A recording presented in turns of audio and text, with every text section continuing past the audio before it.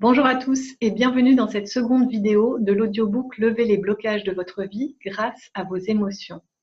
Dans la première vidéo, je vous ai parlé du nombre infini et illimité d'outils et de fonctionnalités qui sont à notre disposition dans notre système corps-esprit et que l'on n'utilise pas simplement par ignorance ou par méconnaissance en fait.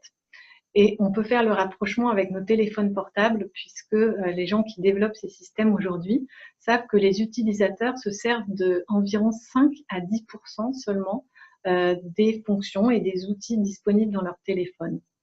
Je vous ai également parlé du canal que nous sommes, du canal de l'antenne d'énergie que nous sommes et du fait qu'il nous appartenait de veiller à ce que cette énergie circule librement dans notre corps puisque c'est ce qui va nous permettre de nous épanouir, d'être en bonne santé, d'avoir une bonne vitalité, d'être plus réceptif à notre intuition, à notre guidance personnelle et donc d'être en accord avec nous-mêmes et de pouvoir vivre le plus facilement possible.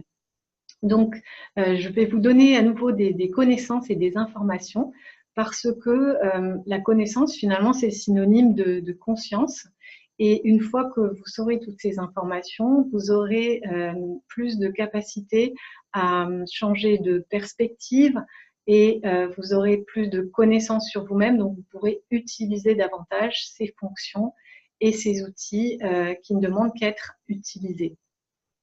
Alors, on a dit également que on générait, notre corps et notre esprit génèrent d'une façon spontanée et naturelle tout un ensemble d'émotions tout au long de la journée.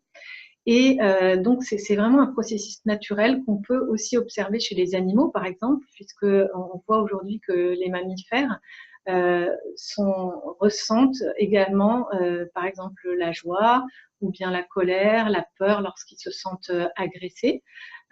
Et ils vivent en fait cette émotion, ils se laissent traverser sans rien faire et ils passent à l'activité suivante en fonction de leur présent, tout simplement.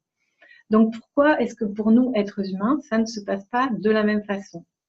Donc, toujours en observant, simplement, on se rend compte que les êtres humains ont un mental qui est beaucoup plus développé que celui des animaux. Le mental, qu'est-ce que c'est? C'est comme un disque dur d'un ordinateur. C'est-à-dire qu'un disque dur, c'est simplement un processeur avec une puissance d'exécution, avec de la capacité de mémoire, avec tout un tas de fonctionnalités qui permettent de recouper les informations, d'analyser, etc. Mais ce disque dur, lorsqu'on l'achète, donc au début de notre vie, on peut dire qu'il est vierge. Et s'il est vierge, on ne va pas pouvoir faire grand-chose avec. On ne va pas pouvoir matérialiser, on ne va pas pouvoir créer, on ne va pas pouvoir concrétiser les idées qui nous habitent, les choses qui nous tiennent à cœur. Donc pour ça, on a besoin de programmes et de logiciels. Et c'est ce qui nous est proposé lorsqu'on achète un ordinateur. On nous propose tout un tas de logiciels. Souvent, il y a un pack office avec un traitement de texte, un tableur, des logiciels pour faire de la mise en page, etc., etc. Donc nous, ces logiciels, comment ils se présentent dans notre vie? Ce sont toutes les influences que l'on va recevoir depuis le début de notre vie et sous forme d'injonctions, de croyances, de valeurs qui viennent de nos parents, c'est-à-dire du milieu dans lequel on évolue, les gens qui nous élèvent, ça peut aussi être nos grands-parents, nos oncles et tantes, les influences de nos frères et sœurs. Tout ça, ça va nous communiquer un certain nombre d'informations. On a également tout ce qui vient du système culturel du pays dans lequel on est, qui est une source d'influence très importante parce qu'à l'intérieur, il y a des lois, il y a des règles, il y a des codes, il y a des modes de vie, il y a des traditions. Il y a également l'influence sociale, mais aussi scolaire, religieuse, etc., de tout notre environnement. Donc, toutes ces informations, elles vont venir former nos programmes. Et on sait qu'un enfant, en fait, il n'a pas de discernement, il n'a pas de recul. Donc, on absorbe toutes ces informations, on les fait nôtres sans les choisir. Et à l'intérieur de ça, il y a des informations qui sont justes, il y a des informations qui sont fausses, il y en a qui sont structurantes, il y en a qui sont limitantes. Donc, en fait, il n'y a pas de parents parfaits, il n'y a pas d'environnement parfait, de culture parfaite. Il y a simplement pour chacun d'entre nous des expériences et des informations que l'on reçoit, qui s'accumulent et qui font nos programmes.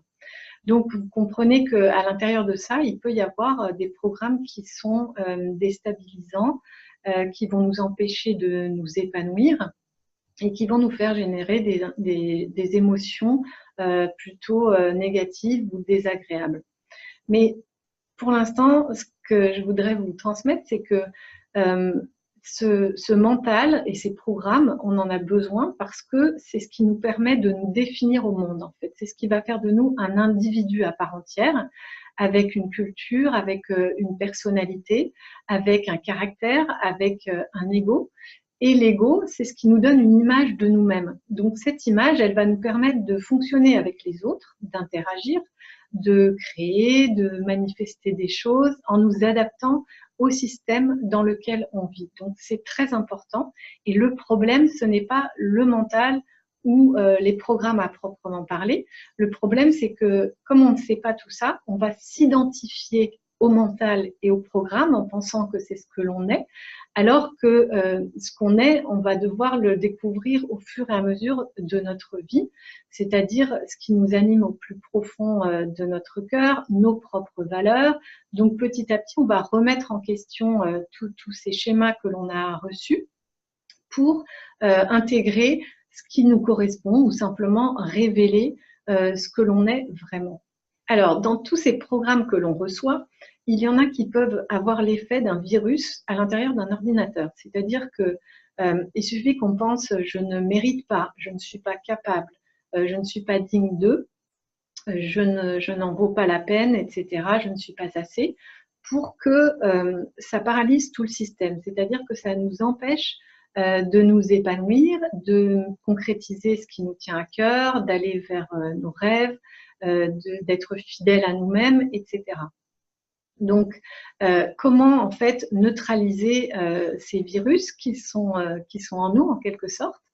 Eh bien simplement en prenant conscience justement de tout ce que je viens de vous dire, de comment on fonctionne et de comment on peut transformer tout ça. Et ça passe par simplement le fait de, un, le connaître, deux, de pouvoir observer, donc avec du recul et avec des perspectives différentes, parce que c'est cette conscience-là qui va nous permettre d'agir pour transformer les choses. Donc, c'est vraiment très important de connaître tout ça. Peut-être que vous pouvez réécouter tout ce que je viens de dire de façon à bien l'enregistrer et vivre la fin de votre journée peut-être d'une manière complètement différente.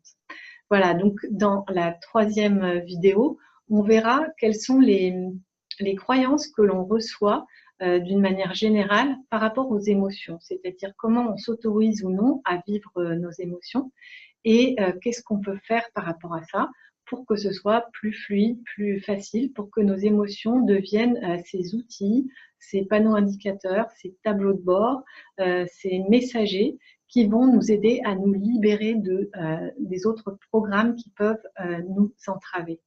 Voilà, donc j'ai hâte de vous retrouver dans cette nouvelle vidéo. À bientôt.